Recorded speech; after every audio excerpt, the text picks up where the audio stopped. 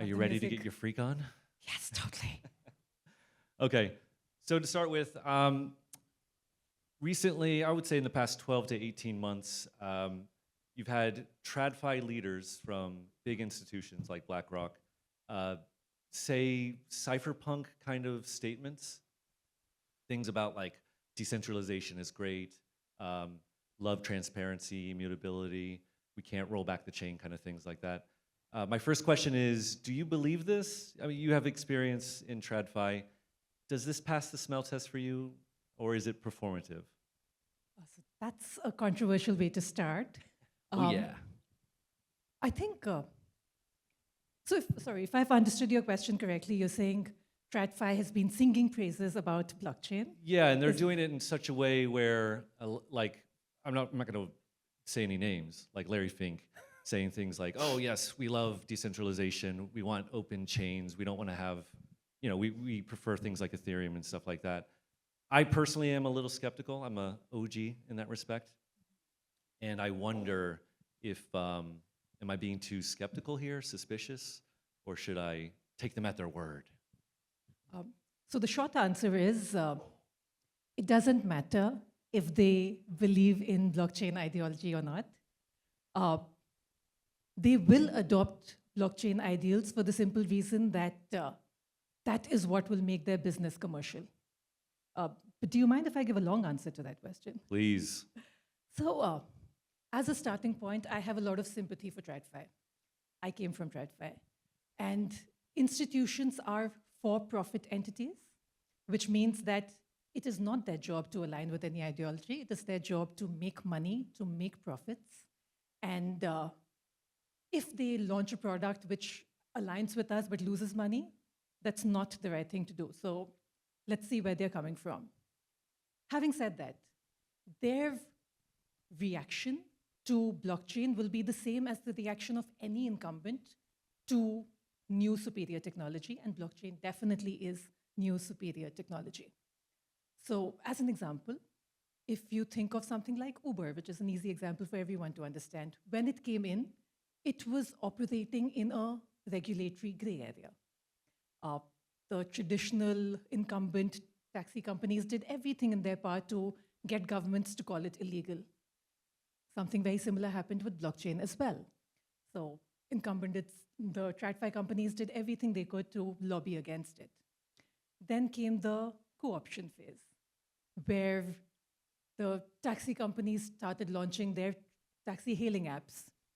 They were a little bit better than what they originally offered, but their aim was to preserve their business model. And their business model ran on fixing the number of taxis. So they could never react to surges and drops in demand. That then happened in the blockchain space as well.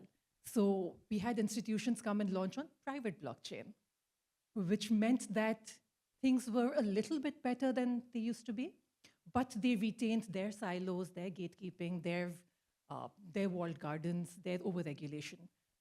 I know they keep talking about why this is good for customer protection, but I suspect it's more to protect their business model.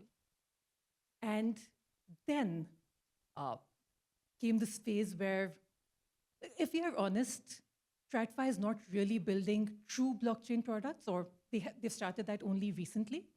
And the reason for that is, if you're honest, the UI of DeFi is terrible. It is. Right. It is. The whole experience of dealing with private keys and seed phrases, it's so clunky, it's so scary, and prone to errors. But that is changing.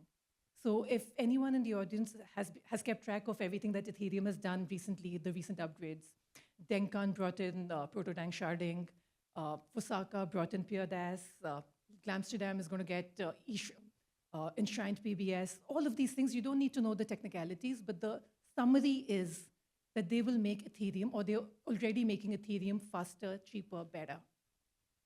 Which means that now they're beginning to threaten the TradFi model.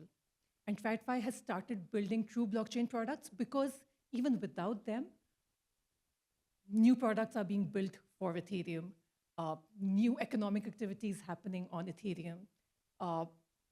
And consumers are moving here one transaction type at the time. And now that TradFi is getting serious about building on Ethereum, they realize that the things you mentioned, immutability, transparency, these are not things that you adopt because they're the moral things to do. They are not measures of morality. It's important to make your business viable. If you're using any infrastructure, you want to be sure that you can't be kicked out of that platform, that your transactions cannot be censored, that, that any smart contract can't be retroactively re-edited. And these things are possible only if all those ideals are true about that blockchain. Without that, your business is not viable, and Mr. Larry Fink understands that. Okay, great. Okay, so these institutions are, let's say they're adopting Ethereum. I'll take that. I'll take your word for that. What do they currently still misunderstand the most about Ethereum, do you think? Again, there's some people who understand blockchain and Ethereum better than I do.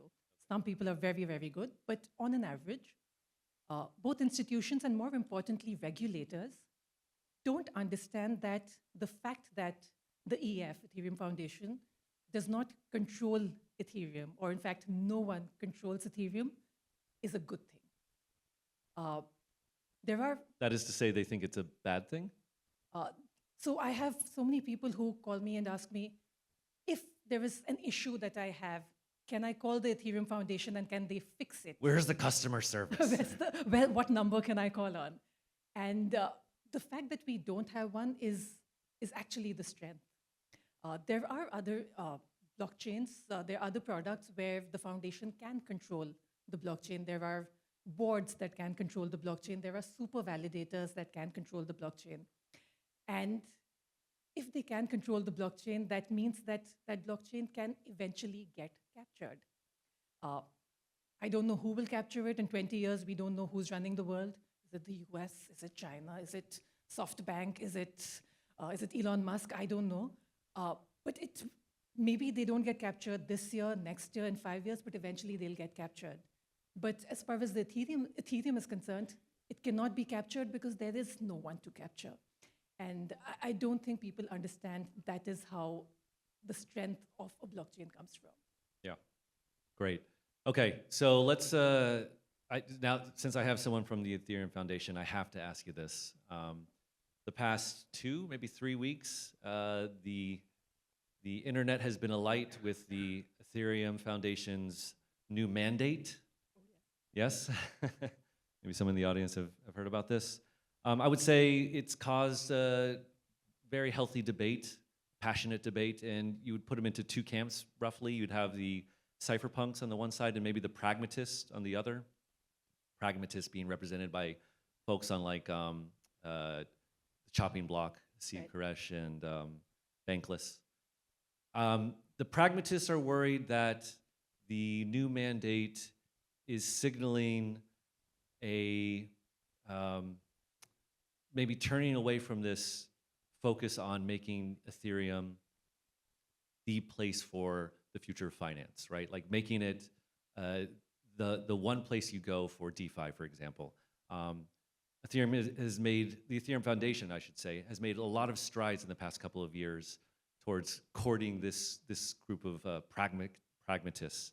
And they're worried now that this new mandate is kind of returning or moving away from that. Now, should they be worried or is this overblown?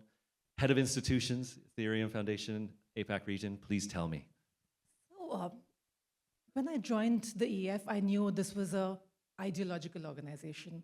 We believe truly, truly in all the good things that you mentioned about blockchain. And the mandate uses the term CROPS, C-R-O-P-S, which is an acronym for censorship resistance, openness, privacy, and security. And we believe very strongly in it. Now, the question then is, what does that mean for adoption and what does it mean for institutions? Because they might not care that deeply about these things.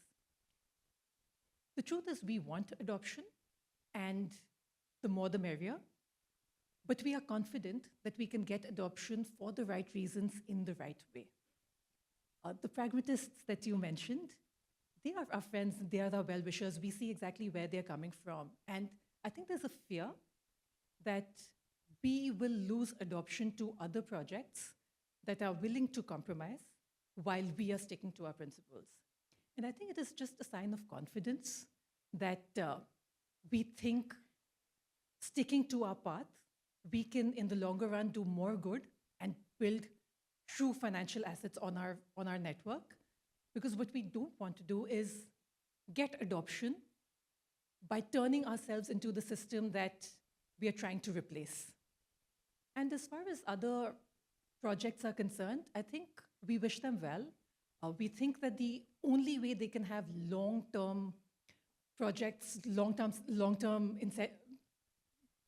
build adoption on their network is if they do incentives indefinitely or they coerce participation. And if that works for them, they're more than welcome to go that path. Great. From your side of things, after this mandate was released, what was the feedback you've heard from institutions? So, I mean, again, on X in CT, it was quite controversial. I'm wondering what the institutional reaction was. I think it comes to an institution is not one person. Right. It's usually a range and who have different levels of knowledge and different reasons for being on blockchain. So we've had two reactions, one of which is, I wanted to launch a product right now and it looked a certain way and it seems like you're not supporting it. And the other reaction is from people who care that I plan to put $1 trillion worth of assets on this blockchain and now I know that these assets will be safe 1 year later, 10 years later, 20 years later. Any smart contract that is deployed over here will continue to function as designed even 10 years later. So those who get that are happy with the change, but those who wanted quick wins in terms of, in the next 6 months, I wanted to launch a product and it seems like it's not going to be, say, censorship resistant, they're not very happy with it. Did you, I can imagine people looking into this, like looking into the Ethereum community, like from institutions. Were they confused or surprised by the debate going on about this? Or like, well, why are you guys fighting about this? You mean between the EF and outsiders? Yeah, well, about this mandate, right? You had these people on either side, no? I think the EF has been very open about any controversy and conversations. They encourage that. Yeah. So when I was in TradFi, if someone had an issue, they could not openly come on a platform and air their views. I think this is expected, and this is what's good about our industry, that if you disagree, you very, very loudly and vehemently disagree. Yeah. And if you agree, you loudly agree as well. All right. Well, thank you very much. I appreciate this. You've made me a little more hopeful, I think, for Ethereum, and also some of the debate that has come out after this, I think has been incredibly healthy, and like you said, a good thing. Thank you very much. Thank you very much. Thank you. All right.